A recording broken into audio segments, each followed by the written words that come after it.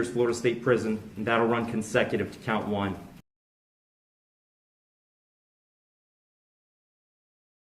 عليكم، كيفكم حبايب قلبي؟ شو اخباركم؟ نبدا المقطع بالصلاه على النبي. اللهم صل على نبينا محمد وعلى اله وصحبه وسلم.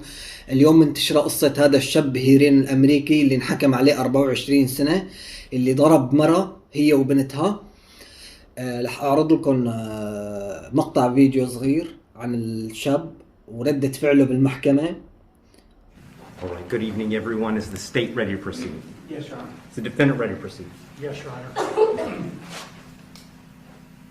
Let me just start by saying that as multiple people have observed, this is a particularly difficult case because there's really nothing that the court can do that's capable of fixing the harm that has been caused to the victims in this case. It's really the first thing I need to address is whether or not the court's going to depart from the minimum in this case, which is 222 months or approximately 18 and a half years in the Florida State Prison as a minimum. The Camacho case, the court is going really toward the middle between the minimum under the guidelines and the maximum punishment permitted under Florida state law. So on count one, vehicular homicide, the court's going to adjudicate the defendant guilty, sentence him to 9 years in the Florida State Prison. On count two, same charge, court will adjudicate the defendant guilty, sentence him to 15 years Florida State Prison, and that'll run consecutive to count one. For a total 24 years Florida State Prison. Count three is a misdemeanor, unlawful racing on a highway. So the court will adjudicate the defendant guilty, sentence him to time served. وهلا رح اعرض لكم صورة الام والبنت اللي ماتوا، اللي ضربهم هو بسيارته. شوفوا هون. Created everlasting pain and depths of sorrow. Right now at 11, powerful words from a family still grieving after a deadly crash on Bayshore Boulevard that forever shaped our city. Tonight, the young driver learns his fate. Just a few hours ago, a judge sentenced Heirin to 24 years in prison. That's 6 years less than the maximum possible sentence. Good evening to you. I'm Jasmine Stiles in for Wendy. And I'm Jameis Mueller. Back in 2018, prosecutors say Heirin, who was 18 at the time, clocked triple-digit speeds while racing a friend on Tampa's Bayshore Boulevard. He hit the brakes just before hitting 24-year-old Jessica Reisinger Robinol and her baby, Lilia. But it was too late. Both mother and daughter were killed, sparking calls for safety changes along the iconic boulevard. ABC Action News reporter Ryan Smith spoke with Jessica and Lilia's family moments after the judge handed down that sentence. And he joins us live tonight. Ryan?